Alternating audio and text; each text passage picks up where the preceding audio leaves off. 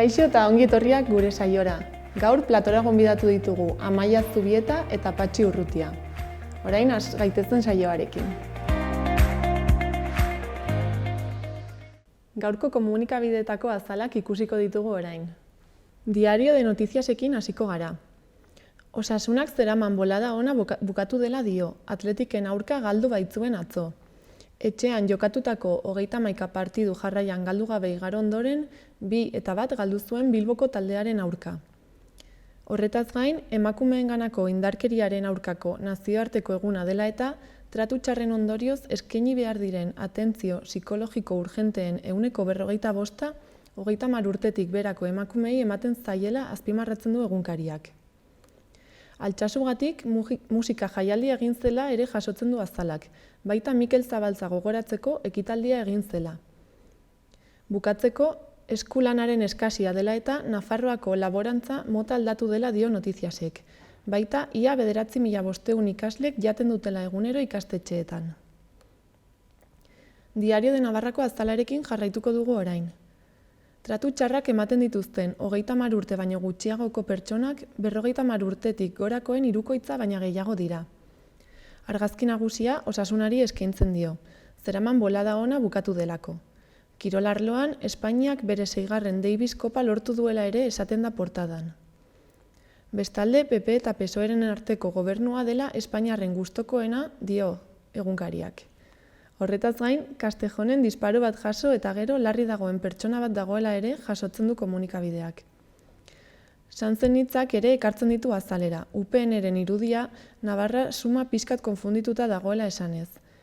Bukatzeko, eguraldiaz aritzen da astea euririk gabe eta gehiegizko hotzik gabe hasiko baita. Gara egunkariarekin goaz orain. Asteburu honetan, 2 presoen familiek istripuak izan dituztela da egunkari honen titularra. Horretaz gain, Manuel Lezertuaren hitzak jasotzen ditu. Interbentzio judizialik gabe, biktima kondizioa jasotzea posible behar izango litzatekeela esanez. Bukatzeko argazki nagusiak dio, bisitariak nagusi izan zirela Euskal Derbian. Berria aztertuko dugu orain. Berri txarraken agurra dakar azalera, naiz eta protagonismo osoa portadako argazkiak daraman. Horrela dio, praktika manipulatzaileak, gurasoen alienazioaren sindromea delakoa errotuta dago adingabeen arreta zerbitzu eta epaitegietan. Adituek salatu dute babesik gabe uzten dituela umeak eta umeak. Bukatzeko Euskal Herria irratiarekin goaz. Julan, Juan eta haien 4 seme-alaba adingabeak kaleratu egin dituztela dio, eta hipotekak kalteturikoen plataformak utzi dien etxe batean igaroko dutela gaurko gaua. Horrekin erlazionatuta, gaur goizean Lezkairuko etxegabetzea berriz ere gelditzera deitu dutela dio. Bestalde eta bukatzeko, Iruñean 2. Euskaraldiari egindako harrera beroaz ere aritzen da komunikabide hau.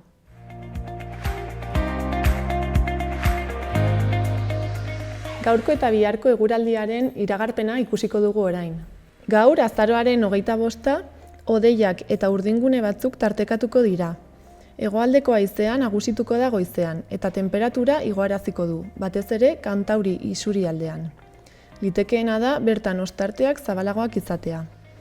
Ez da baztertzen une batzuetan euri pixka bat egin dezakeenik, baina egunaren hein handi batean ateri egongo da. Tenperatura maksimoak 17-18 graduren bueltan geratuko dira kostaldean, eta 14-15 graduren bueltan barnealdean. Bihar, azaroaren 26ean, tenperatura are gehiago igoko da. Hodeiak ugariak izango dira, erdi mailako hodeiak eta goi hodeiak nagusituz, baina ia ez dute euririk utziko, soilik egunaren amaieran bota dezake tantaren bat. Hegoaldeko haizeak indarra hartuko du, bolada gogorrekin joko du eta amaieran mendebaldera egingo du. Temperaturak 20 graduak gaindituko ditu ipar partean.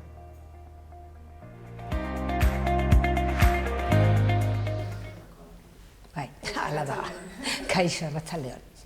Gaur da, egun berezia, ez? Bai, zoritzarrez ospatzen da nazioarteko eguna, indarkerien aurkako nazioarteko eguna, zoritzarrez. Izango da garaipena ospatzen ez dugunean egun horretan, horrek esan nahiko du, amaitu dugula indarkeria sexistarekin, matxistarekin. Eta ze ekintza Bueno, gaurko, deno dakizuenez, azaroan gero eta gehiago eremu feministatik antolatzen dira ekimen pilak hilabete honen zehar eta amaitzen dela gaurko manifestazioarekin. Ez nahi zoritzen izango dela 21. edo eta 22. urtean egiten antolatzen dela Iruñean azaroaren 25. manifestazioa. Aurtengoa leloa dena esana dago, eta egia dela dena esan dugu, ozen, argi eta garbi, baina badirudi ez dutela entzun, orduan errepikatuko ditugula esandako mezuak. Ez dituzte entzun, lehenengo interpelazioa dela politikoei, baina ez bakarrik politikoei, haiek ardura handia dutela, egia dela, egin dutela legeak, eta baita ere aldatu dituztela egindako legeak hobetze aldera, nahiz eta hutsuneak oraindik izan, eta esango genuke hutsune handiena dela genero indarkeriaren esan nahia. Mugatzen dutelako bakarrik erasotzaileek denean bikote edo bikoteoia. Hortikat gelditzen dira bai familian gurasoak, anaiek edo egindako indarkeria edo beste familikoek, eta baita ere ezagunak edo ez ezagunak egiten dituztena bikoteak ez badira. Eta horrek mugatzen duela.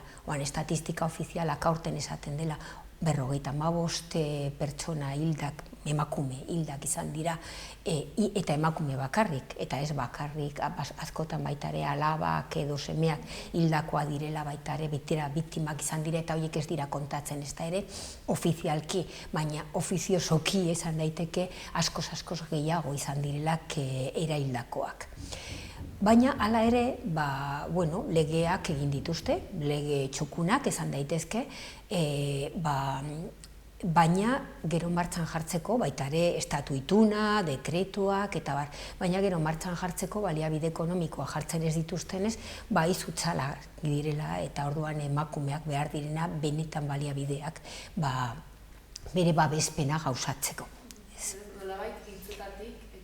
Ekintzetara hori da gaurko mezua. Eta esaten genuen alde batetik interpelazio politikan ustez ardura gehiena beraiek dutela, baina baita ere interpelazioa egiten diogula komunikabidei, eta komunikabidei naiz eta aurreratu aitortzen dugula komunikabide batzutan gero eta hobeto ematen dituztela berriak, baina kaso gehienetan morboan murgilduri daudela, eta ez dela tratatzen gehiegizko ematen direla gehiegizko detaileak beharrezkoak ez direnean eta ezer aportatzen ez dutenean, batzutan egia hutsa ez dutela kontatzen edo mozorrotzen dutela eta bilatzen dutela gehiago atentzioa deia benetazko egiazko informazioa edo informazio empatiaz eman ordez. Orduan baita ere jipoitzen dugula komunikabidea. Baita ere, noski nola ez, justizia patriarkala dela aldarrikatzen ari garela eta fokoan jartzen ari garela azken urtetan, eta pensatzen dugula, ez ditugula beste legeak edo erreformak edo gogortzea eta zigor gehiago jartzea, baizik eta empatiaz tratatzea emakumeak askok ez dutela hurbildu nahi oso arrotza dela justizia beraientzako eta ez dutela sinisten benetan justizia bere alde dagoela.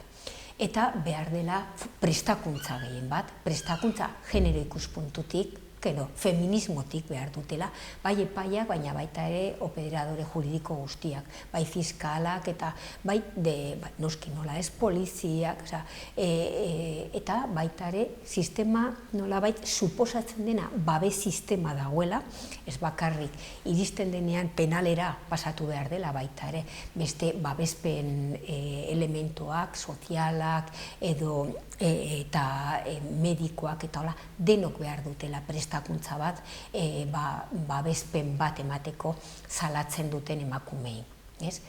Eta, hori da funtzean, zehazten ditugula, baita ere zen izan behar direla, prestakuntzaz gai beste elemento daudela oso garrantzitsuak prebentziorako.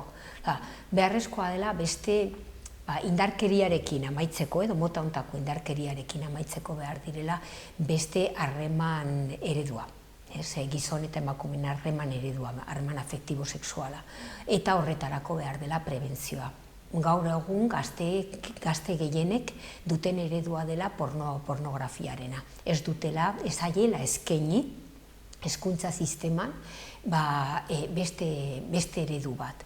Eta hemen aipamen bat egin behar dela eskolae programara, Nafarroan urteak eta urteak aldarrikatu honen beharra, azkenean dugun programa nahiko desente, eta saritu nazioartean eta estatu mailan saritutakoa, baina zoritxarrez badirudi presio politikoak eta religiosoak egin dutena izan dela bakarrik hautazkoa izatea. Bakarrik eskola publikoetan indarrean jarriko da, baina populazioaren parte handi bat eskola pribatuan, kontzertatuetan joaten diren neskamutilei ez dutela olako programarik izango, eta hori baita ere salagarria dela. Berdintasuna ezin da izan hautazkoa, izan behar dela denontzat, jendartek behar dituela olako prebentzio programak, ezinbestekoa dela gazte guztiontzat. Eta horregatik baita ere, alatzen ditugun, beste partidok eta baita ere nolabait erlijioak.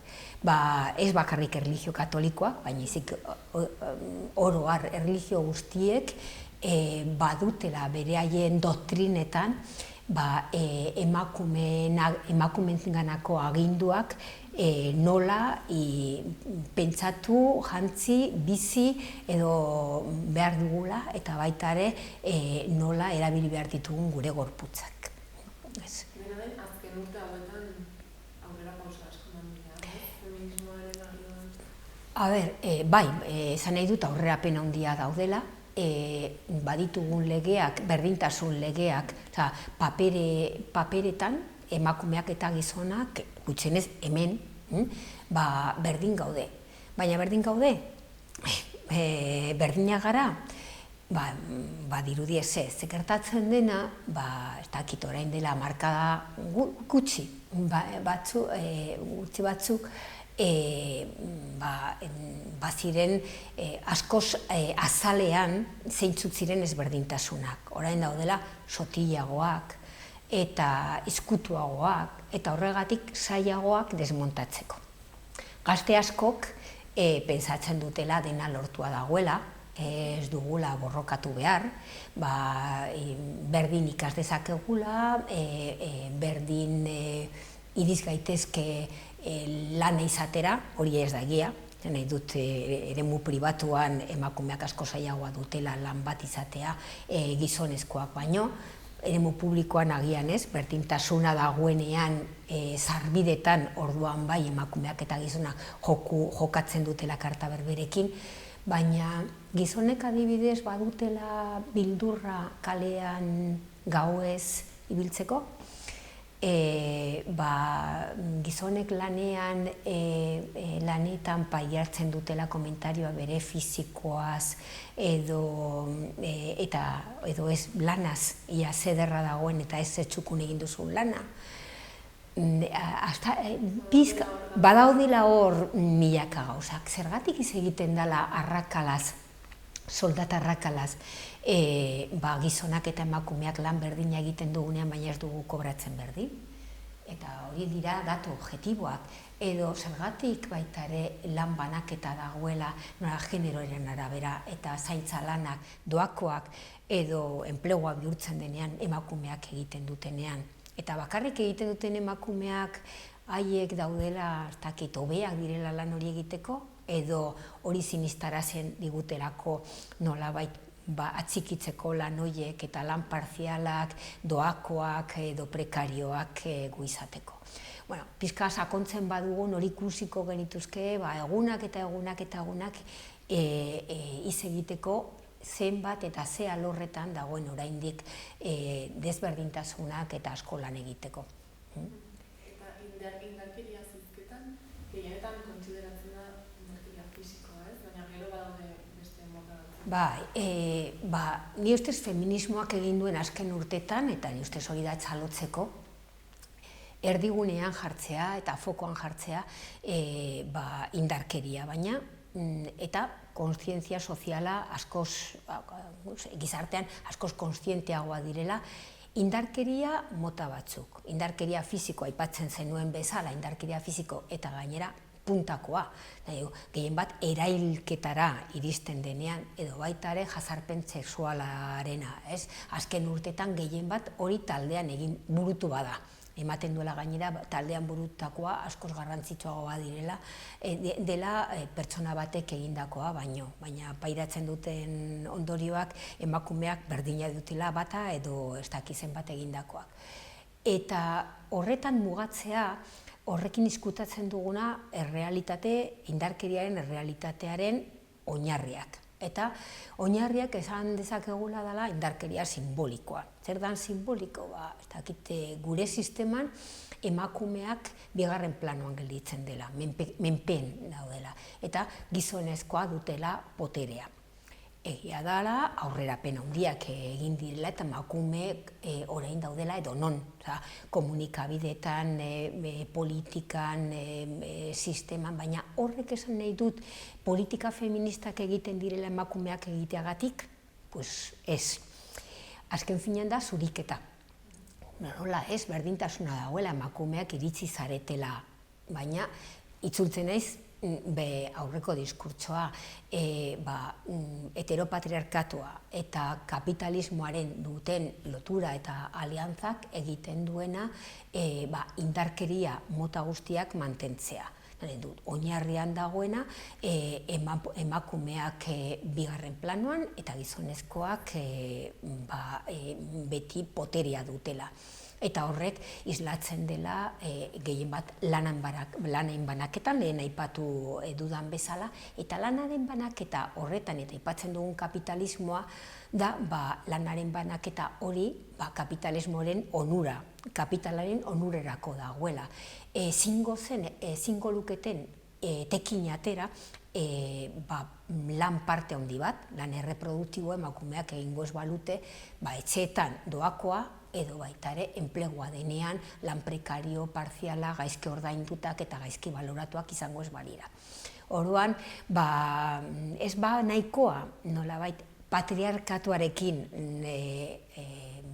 borrokatzea, patriarkatuaren aurka borrokatzea, baita ere beharrezkoa dela kapitalismoaren aurka borrokatzea. Eta ustez hori dela feminismoak une honetan dituen erronkak.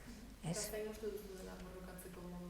Borrukoa? Bueno, ni ustez erakutsi dugula, indarra dugula, eta mobilizatzeko gaitasuna, hausnarketarako tresna potentea ditugula, eta adibidez, Euskal Herrian izan ditugun orain azaroaren 1, 2 eta 3 jardunaldi feministak, diskurso oso potenteak atera dira hortikan, baita ere loturak eta mobilizazio gaitasunak, eta bidea eta erronka handia ditugula. Eta egia da ezin dugun dena zama guztia guregan hartu, emakumeak eta feminismoak, baizik eta aliantzak beharrezkoa direla. Eta gainera emakume batzuk jasatzen ari direla indarkeria askoz gehiago beste batzuk baino.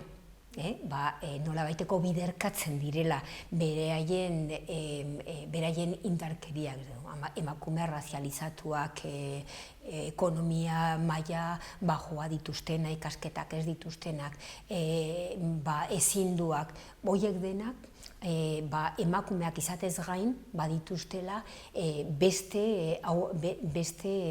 elementuak ere egiten dituztela pairatzea indarkeria askoz gehiago. Eta ustez horrekin, eta ez baita ere emakumeak, baizik eta beste gorputzak margenetan daudenak. Eta honekin esaten dut, LGTB mugimenduarekin aliantzak behar ditugula baita ere, bai gehi, bai baita ere trans eta pairatzen ari direla baita ere heteronormaren indarkeria. Orduan, badugu hor lan egin beharra LGTB-koekin, ekologistekin, mugimendu sozialak arrazismoaren aurka daudenak, eta bar luze bat, azken finean mugimendu horiek guztiak baitare kapitalaren eta heteronormaren aurka borrokatzen ari direla. Orduan, aliantza horiek beharrezkoa direla desmontatzeko orain dugun jendarte injustu hau. Eta uste duzu herritarrek orokorrean duten kontzientzia? Bueno, a ver, interpelazio, oroar, nire ustez, ez dala hausnartzen, eguneko jendeak hausnartzen dira gauza hauetaz? Ez, eta bestela ez luketela bozkatuko Vox. Beste, edo baita ere beste partido justu kontrako bidea egiten dutena, ez? Baina hor dagoela borroka, ez da egun batetik bestera, baizik eta mahai gainean jarri behar direla elementu guztiak eta ez usten zuritzea. Greba feministetan izan ziren elementu horiek guztiak jarri ziren, guztiak jarri ziren mahai gainean, baina hurrengo egunean bai komunikabidetan eta baita ere politikoek zurrupatzu zuten, diluitu zuten diskurtsoa, eta orduan badakigula ez dela, naiz eta gure esana, dena esana dagoela, egin behar dela 1000 forotan, toki guztietan, behin eta berriro, eta entzunak izateko. Badakigula bidea ez dela bat ere erreza, baina beharrezkoa dela bide hori egitea. Gero bakoitzak distortzionatzen duela. Eta saiatu horregatik baita ere salatzen ditugun distorsioak eta baita ere zurrupatu nahi dutela diskurtsoa eta nolabait desagertarazi benetako zein den benetan. Ez dela guk ez dugula nahi berdintasuna, aniztasuna jartzen dena izpolitetan edulkoloratuak badirudi Walt Disneyn pelikula batean gaudela iz egiten denean edo politikan iz egiten denean lortu dugu berdintasuna, aniztasuna ze polita den, ez aniztasuna izatea, etorkinak izatea, pertsonak ezberdinak, eta ez dela bat ere, da horrek dira gatazka, baina gatazka gainditzeko ezin dira estali. Eta politikoki normalean estaltzen direla problemak, orduan, benetan nahi baditugun konpondu egin behar ditugula da, mahai gainean jarri, azaleratu, eta ez estali, izpolitez edo lorez, ez? Eta iruditzen zaizu, igual, feminismoak oraintxe bertan hainbeste indar izan da, zenbait mezu aldatzen direla, esan dut. Adibidez, lehen esan duzu, zuek ez duzuela eskatzen kartzela zigor luzeak bezala ez, baina gero telebistan adibidez, ematen du feminista guztiak dabiltzala. Eta entzuten bada benetako mezua, feministek ez dugu eskatzen zigor gehiago. Eskatzen dugula sinistuak izatea, importantena ez dela erasotzaileari, erasotzaileak pairatu behar badituela 9, 10, 11 edo 4 urteak, baizik eta delitua konsideratzea, erasotzeak delitu izatea, eta izatea kode penalan hori lorpena dela, lehenago ez zegoena, eta baina ez gero zenbat, ze luzea izan behar dela bere zigorra. Lehenengo, pentsatzen ez dugulako gartzela zerbaitetarako ez duela balio, eta gainera zigor luzeagoak ezartzeagatik ez dira aterako baitare erabat konpondua arazoa, ez? Baina bai behar dugula harrera, epaien harrerak eta operadore juridiko guztien harrera egokia. Gure zalantzan ez jartzea errelatoa, baizik eta sinistuak izatea, empatiak, eta batzutan baitare errespetatzea, baitare badagoela presio bat, bai politika, bai komunikabidetan eta bai soziala, nolabait, ateratzen dela, emakumeek salatu behar dutela, eta salaketa hori izan behar dela epaien aurrean. Emakumek asko, gainera, ze ondoriok pairatzen dituztela epaien aurrean salatzagatik eta ze bide kaskarra dela hori, asko ez dutela hori nahi. Nahi dutela, lehen baileen, beraien infernutik atera, babesa izatea, babesa soziala, lana, baliabideak nolabait bere etxea ustea, bere semeak babestuak, seme alabak babestuak izatea eta beraiek ere, eta izatea irtenbide pertsonala. Ez dutela, geraiek ez dutela nahi, gehienek, ez dutela nahi urteak eta urteak zigortzea gartzelan bere bikote edo bikote ohia, baizik eta nahi dutela babespena. Eta une honetan legeak eskatzen duela, Nafarroko legeak aldatu zuten, eta ia zuten eskatzen salaketa penala babespena izateko. Baina gero ez dela gauzatu baliabideak ez daudelako eta ez direla ezarri behar diren neurriak. Hori izango zen aurrerapena, ez izatea, ez borrokatzea zigortzeko erasotzaileak urte bikoitzekin, baizik eta nola babestu emakumeak. Orduan, ni ustez, fokoa jarri behar dela, bai haiek behar de zigorra ezarri, baina lehen baileen babespen neurriak ezarri emakumeentzat. Eta beraz, gaurko manifestazioa izango da 8:00 Gaztelu plazatik aterako da eta amaituko da Gaztelu plazara erdigunean eta espero dugula ahalik eta jende gehiana hurbiltzea eta baita ere ozen aldarrikatzea amaitu behar dugula indarkeria matxistarekin. Zakitza bai gehiago ditu nahi duzu. Ni ustez asko bota duela. Bale, mila esker, gonbidatzeagatik eta, bueno, denok manifestaziora gaur arratsaldean. Eskerrik asko. Ez horregatik.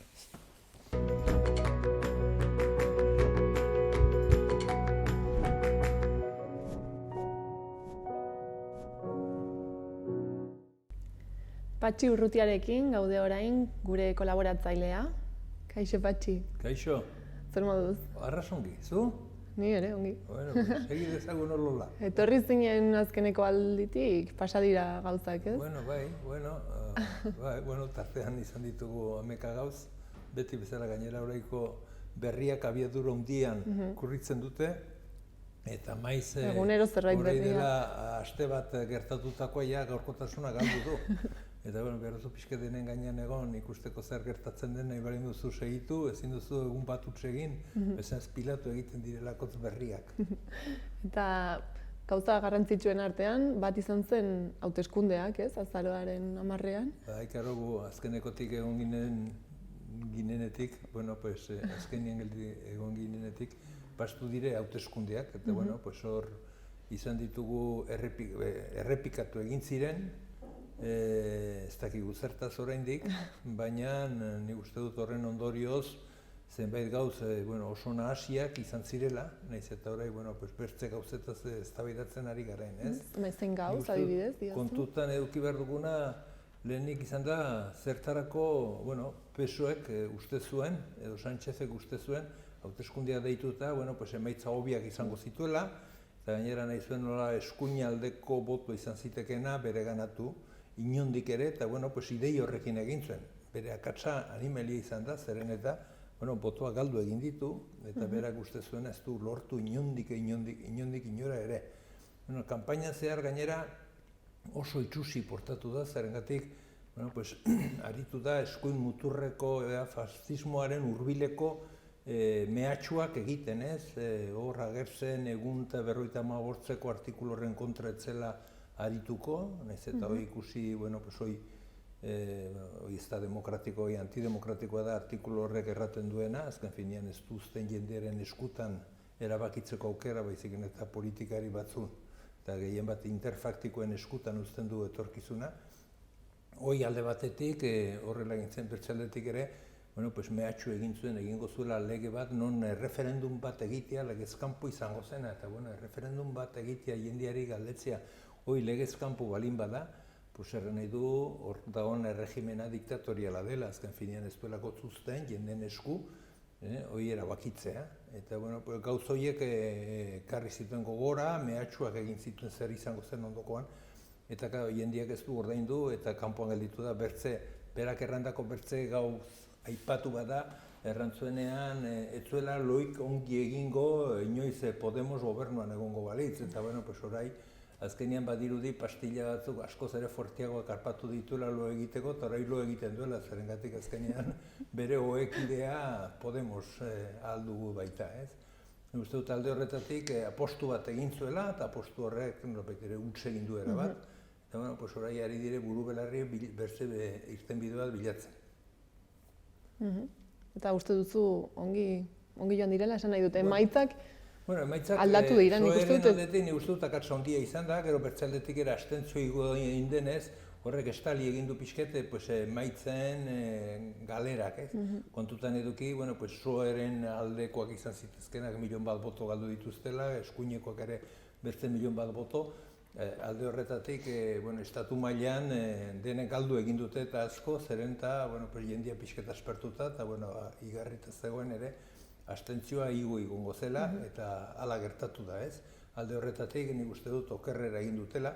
Hemen Euskal Herrian, beti eran behar dugu, Euskararen aldekoak eta abertzaleak izan gaitezkenak emaitzako onak izan ditugula, PNV emaitza onak izan ditu, Bilduk oso onak, zeren eta, zalantzan ziren hor bi kandidato bat Araban eta Bertzean Nafarroan eskuratu ditu, eta alde horretatik oso interesgarria, zerengatik gainera inoiz lortu ez zuena, lortu du orai, eta da talde parlamentario propio izatea horrek ematen duen abantaileekin, ez? Eta alde horretatik ongi eta oso interesgarria uste dut izan direla oraiko emaitzak. Eta uste duzu aldaketak emango direla, adibidez, pentsioen kontuan, ez? Ere gaur egun asko hitz egiten dela horri buruz. Begira ezazu, orain arte eta nik uste dut zerbait balimedugu eta ikusi balimedugu hauteskunde hauetan da politikariek erraten dituzten, egin behar dituzten gauzak eta gero alde batera utzi egiten dituzten eta gehien bat hor zuen maisua da, PNV-ren maisua dire, badaude zenbait talde hortan, gehien bat kudeaketaren inguruan ibilki direnak horiek oso maisua dire olako gauzetan, ez? Eta, erraten dute, ez zein import, biraunean egin behar dutenaren kontrako zerbait erraten badut ere, beraiei bosta xola zaie, ez? Olako hainbertze gauz egiten dira, ez? Horai bertan, pensio buruz ez dakigu zuek zer pentsatzen duen eta zer egingo duen, nola argitu beharrean hainbertze gauz egiten dutena da nahasi nebulosa batean utzi, gero edozein erabaki handik tiatzeko aukera izan dezaten eta horrelako zerbaitean dabiltza. Horrein momentu enten zer dion PNVk pentsio buruz, ez dago sobera argitu zer, bakarrik pentsio buruz liskar fuerte izango dago ondoko urtetan, eta liskar ez da bakarrik hemen Euskal Herrian ez da Estatu Espainiarrian ere jokoan dago Europa auzian eta munduan ere bai, nahi dutenak, munduaren ekonomia agintzen dutenak edo antolatzen dutenak nahi dutena da pentsio pribatuak sartzea, pentsio pribatuekin negozio handiak egiten alko dituztela beraiek eta diru askoz ere gehiago bereskuratzen alko dutela. Eta, horren inguruan dabiltza eta horretarako nahi dute pentsio, orain arte ditugun pentsioak duinak direnak eta hori erran behar dugu jende askorentzat, jende askorentzat erabat eskasak direnak, baina mantendu daitezke, ez dakiko horiek ere ez dituzte mantendu nahi, horiek kendu, atxikitu nahi dizkiete, gero eta gutiago izan dezaten eta gehien bat beraiek diru eta gehiago izan dezaten kudeatzeko eta aberasteko, ez? Horrengatik hor dago orai borroka bat, eta borroka hortan nahasi egiten dire konzeptuak, eta konzeptu nahasi horietan jendeak ez balimedu argitzen hainbertze politikariek edo talde politikoak ez badut argitzen, horrela segituko dute, baina hemen dago puntu bat markatzen duena da edo gauzak egiten dire jendearen zerbitzurako edo kapitalaren zerbitzurako. Eta hemen argi eta garbi denak ari dire, podorian daudenak eta kudeaketan daudenak eta nola beraiek ere dirua behar dute askotan eta hiengana behar duten dirua eskatzera, hor gelditzen da eta beldur dugu, ez barime dugu askoz borrokatzen eta hala eta guztiz ere, pentsioak murriztu egingo direla eta pentsioi beren balioak kendu egingo zaiela. Hala ere, pentsionistak ari dira borrokan, ez dirudi nekatzeko asmorik dutenik, ez? Ez, bueno, badugu hastia ere gainera hori egiteko eta hor segituko dugu, ez? Eta gero uste dugu ere, bueno, pues, gure filosofian ere asko dago beti gure etorkizuna, gure ondokoak zerren egoeretan egongo diren, eta askoz pensatzen dugu geren ondokoetan, eta bueno, pues, hor gaude buru belarri, askok eta askok igual ez da beraien arazo personala, bai beren ingurukoa eta bai beren ondokoena ere, eta horrengatik, pues, bueno, pues, horari gara mugitzen, astelenero adibidez, hemendik gratotxo baten buruan ere izain dugu konzentrazioa Iruñeko udalaren aurrean. Eta orain hurbilago etorriz hemen Iruñan, azken aste honetan uste dut izan dela ere, jakin izan dugu Pirritx eta Porrotxek balu hartzen zuten emanaldi bat, suspenditu dutela edo, ez dietela baimenik eman. Betiko gaia hemen, erren dute, euskara gorroto eta euskara desagertu nahi dute inondik ere, eta bueno, pues horra dire buru belarri eta azkenean UPNek daukan politika edo hildo bakarra da euskararen kontra. Zerbait proposatu beharrean kulturalki, enbertza gauza aurrera egin beharrean jendea bere kultura sendotu, hunditu, disfrutatu beharrean, hauek ari dire hori dena mozten, ez? Eta hori denek debekatzen, eta hori gertatu da, azken boladan, Pirritx eta Porrotxek hori da astakerik handiena. Behizazu, hemengo udalean UPN dago alkate, baina ez dago UPN alkate por la gracia de Dios, dago por la gracia del PSOE. PSOEk egin du hori, eta nolabete baimendu du, eta karo, horrek dakazkien ondorioak oso handiak dire, eta lehenbizekoa da, gure kulturaren, ez dakite, nagusiaren inguruko iraina. Hor dago, euskararen kontra buru belarri ari dira, eta ez dago bakarrik Pirritx eta Porrotx, bai eta ere euskararen legea orai aldatu dute, eta bueno, orai dela 20 urte gibela eta atzerat egin dute, eta beraien helburu nagusia da euskara desegitea. Eta karo, zertaz gure hizkuntza, gure altxorre kulturalik handienak kendu? Berai jakingo dute, baina nago astakerik eragarria da, eta bueno, azkeneko pausuare izan den igual, visualizazioa edo gehiago izan dezakena da Pirritx eta Porrotxekin gelditu dena. Debekatu egin diete, edo hautsi dute berarekin sinatu zuten kontratua unet etortzeko, eta badakigu dene Pirritx eta Porrotx hemengo umetxoen dako zenolako garrantzia duten, ez? Baina berdintzaile, dena berdintzaile, nonta beraiek euskararen gorrotoa sendotu egiten duten eta landu egiten duten, ez? Bertza gauzatxo bat, bueno, ikusi dugu Pirritx eta Porrotx ez ekartzea da, gainera da, umen artean, alkate bat balin badago herri batean, da herri hoi kudeatzeko, herri hoi edertzeko, herri hoi maitasunez betetzeko, bizitza hobe baten alde aritzeko. Bueno, pues hemen alkatea dugu gorrotoa egunero lantzeko. Eta hau da ikaragarria dena, erran dut.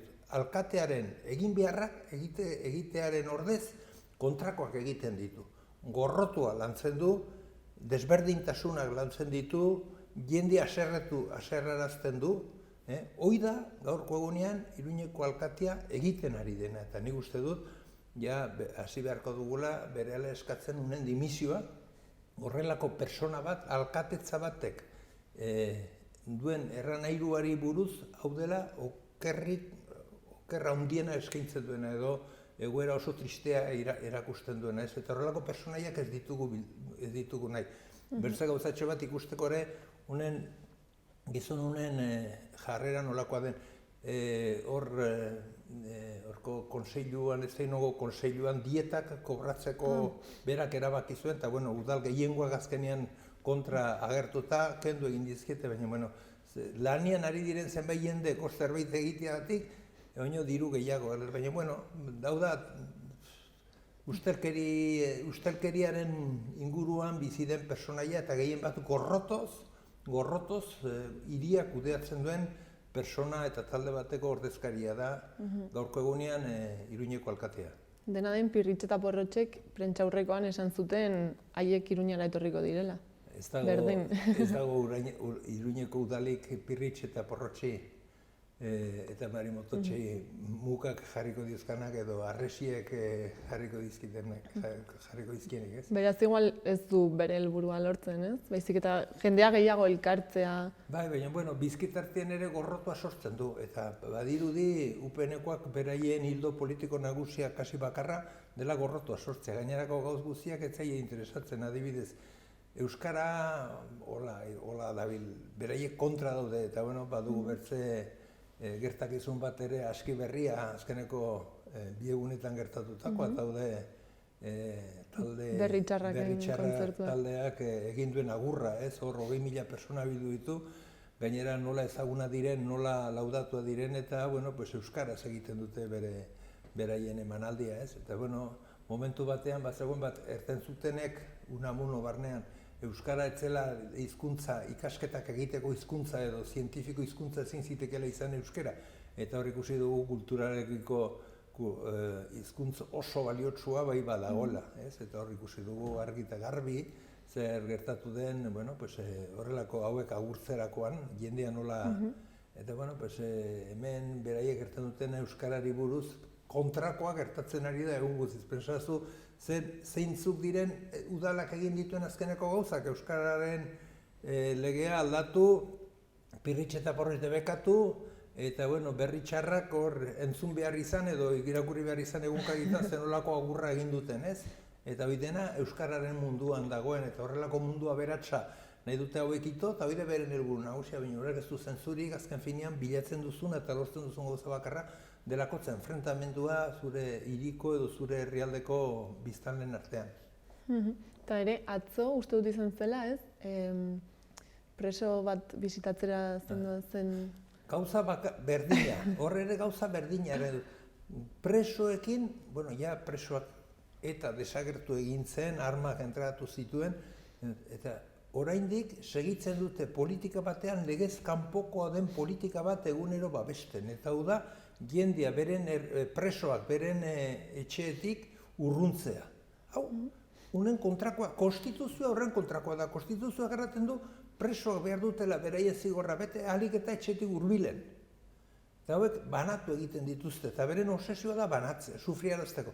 Begira, azkeneko epaiketa izan zenean, denak gelditu ziren libre, salbu bi. Arantxa eta... ez da, gogoratorek izan. Eta horiek 6 hilabetetako zigorra behar zuten bete. Horiek ere banatu egin dituzte. Ez hartu ziren egotean, bat gainera, 4 edo 5 umen aita. Hori urrundu egin dute, baina ze demonio zertako urrundu? Mendekoa, sufriarazteko. Sufriarazteko beharra sentitzen dute. Eta horrelako jende zinguratutak haude. Eta, klaro, ze pastu de? Horrekin, herenego egin zuten gainera omenaldi berezi bat, izan dako 16 hildako, istriputan hildakoak. Eta horiek ere hildako politikoa dire. Ez diren hilko espalin ez diren olako gertatu izanen, hauek ez direlako zibiliko horko txekin goitite behiti ibiltzen diren moduan.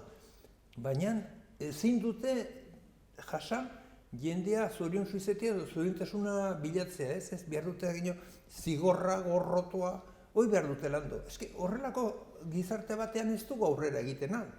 Eta horrelako gizarte batean, ni uste dut maitasuna nolabait ere, eta gehien bat zauria dauden lekuan, edo sufrikario handia bat dagoen lekuan hor nolabait ere, goxatzeko zerbait eskaini behar dugu, baina ez naski gorroto gehiago, ez naski zuaren da gasolina bota. Orden egin beharko duguna, suitzeli bertzegize. Eta horrela gabiltza, eta horre oso gogorra, zerengatik horrelako zigorra ez da sententzian, ez da agertzen horrelako, oraindik zigor gehiago behar dutela sufritu. Eta kasu honetan, hola ari da gertatzen, Estatu Espainiarra dena da, eta horrelako ondorio bat ditu. Eta gero, horretaz gain, pixkatu, urrunerago joatez, Latinoamerikan ere, ez, bapatean ari dira istiluak egoten herrialde askotan? Bolivian litua dago, litio dago. Eta litio da, etorkizunean urrea izango den mineral bat. Azken, bateriak eta horiek denetarako, litioa beharrezkoa delako. Boliviak du, horreik arte zautzen diren erreserban eguneko 60 horrelako zerbait, eta gainera atratzeko modu bat oso erresa zergatik badirudi altiplanoan dena litioa dela. Eta horrean, Txinetarrekin bazuten akordioren bat egina, eta, bueno, pues, sartu dira Amerikarrak, jarri dute Andreoi, gainera bere Bibliakin eta da bilen Andre Ergeloi, eta, bueno, pues, horrekin egin dute estatu kolpe bat. Estatu kolpe bat, betikoak lagunduz, Amerikarrek atzean daude, eta, bueno, pues, Eurokara inbertze. Eta erran nahi dut ere, PNV barne, PNV Europar Parlamentuan babestu egin zuen, estatu golpori, bueno, babesa eman zion ebazpenean, beraiek baikoa eman zuten. Eta, bueno, pues, hoide gertatzen ari dena, eta ezin dute utzi, txinatarrek horrelako ondoko altxorra haiek bere eskuratzea, ez? Eta bertzaletik ez dizu, baina nor gara Europar edo Amerikar kapitalistako kideak horrelako herrie aldetara gateko hango berestasunak ebastera? Azken finean hoi, Boliviartarrena da. Eta nor dire bertzeak erabakitzeko ikendu. Gero erraten dugu, zertako tortzen dire etorkinak, ez guk lehenik erran behar dugu, zertako gaten gara gu garate bastera. Zertako ez diegu guzten beraien ondasunekin, beraien kudeaketa egitea. Beraiek eramaten dituzte ejertzituak garat, hango aberastasunak, gure inguruko jendeak dut kapitalistak, eramaten dituzte arat ejertzituak, estatu golpeak emateko, eta hango aberastasun guziak aberasteko. Eta gero hango jendea behar du bilatu bizitza bertzeleku batzutan, ez? Gustot gauza handia dela gertatzen ari dena, eta gertatzen dena da, momentu batean ere, hainbertze estutzen dute jendean non salto egiten dute, eta hor dugu azkeneako, ez da izan bat urte hauetan, gertatu etzena da, Txilen animeleko liskarrak izatea eta jendeak kalean egotea, eta, gainera gorkokuneko presidenteak ez da gizar egin, ez durakoz jendea argi daukalakot gauz konkretoa behar dituela lortu, beraien borroka gelditu baina Kolonbian. Kolonbian, FARC, armak utziz geroz, 200 bat aktivista baino gehiago badire erailak. Claro, hau normalean ez da egunkarietan lehenengo lerroetan agertzen. Baina, azken finean jendeare horrekin da, Perun ere izan dituzte liskarra handia, badirudi hori baretu egin dela. Venezuelakoa, saiatu dire, hortik entzen ere, Venezuelan ere hor dute gasa deposituik eragarri batzu bat dituzte, horiek denak ere nahi dituzte Amerikarrak eskuratu. Horrelako gauzak, Argentinan ere Macrian kasgoitik batu dute, bota dute poderetik, jendea estutuz geroz, jendeak azkenean salto egin behar duena dut. Zu ura botatzen baduzu botil batean, momentu batean ur horrek gainezka eginen du, ez? Eta hor ere da, gertatzen ari dena, Ego Ameriketan, baina hemen, nik uste dut azpimarratzekoa da, Europar eta Amerikar kapitalistak joaten dire herrialde horietara lapurtzera. Eta hangoa dena lapurtuta gero, hango jendea behar du etorri gure gana, beren bizitza aurkeztea eta baino guk zerbait hausnarketa asko egiten ditugu ezkorra, baina nik uste dut horrelakoetan babestu egin behar ditugula, kanpotik heldu zaizkigunak, azken finean ez direlakoz, beraiek aukeratu dutelakoz, baizik eta guk geuk ere, babestu egin dugulakoz, beraien inguruan egin diren lapurretak eta beraiek kanpora tratzea derrigortu duten arazoiak.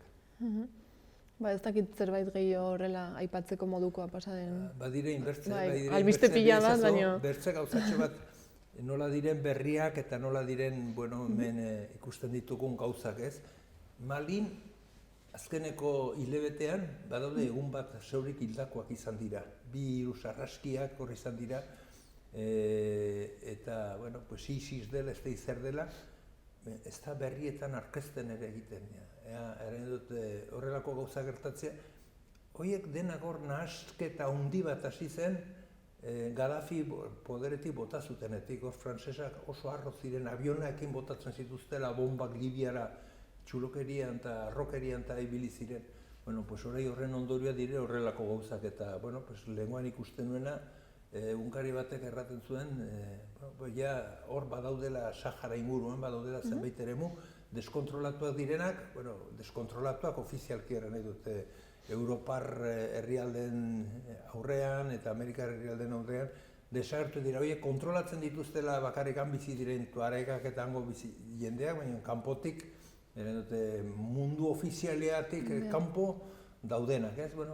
Europak egiten ditu horrelako astakeriek eta gehien bat nola beraiek uste dute, beraiek dituztela eskubide guziak munduan dauden aberastasun guziak beraiek lapurtzeko, eta beraiek garatzen dutena, dut mundu xuri Amerikar, Ipar Amerikar, Europako jende hauek, lehen kolonialistak izandakoak, orain ere kolonialista berse modu batera direnak, horiek egiten duten jarrera, mantentzen duten jarrera, zenolako kalteak egiten dizkiguten, gehien gizakiaren gehiengoari bizitza duin bat gure ganatzeko.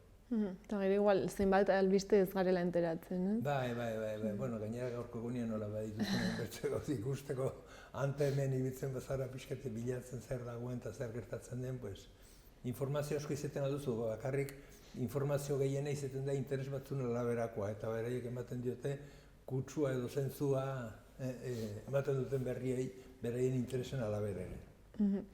Ez dakit, bururatzen zaizu komentatu nahi duzun beste zerbait, ala Ez, bueno, pues utziko dugu orduan. hemen berritz, eta bueno, pues segituko dugu ikusi zer gertatzen den, eta gehien bat, bueno, gaur adierazpen oso importantea badirudi egin dituela RZ-ko lehen presidente ordea zena Katalunian, Potxolo ino izena. Hori nore itzaitorreko, bueno, egin dituela erranez, bueno, zenolako paktuak edo zenolako botua eman behar duen berak edo eman beharko luketen, orai gaur edo biher edo egiten ari diren, RZ-koak egiten ari diren referendumari buruz, ez? Hoi denak usiko dutugu eta horrengo batean... Urrengoan komentatuko ditugu orduan. Ba, mila esker, Patxi. Vale, ez da zer. Eta ongi segi. Vale, zu ere. Bueno, ba, gaurkoz hau izan da guztia. Bihar eduki gehiagorekin etorriko gara. Mila esker eta ongi izan.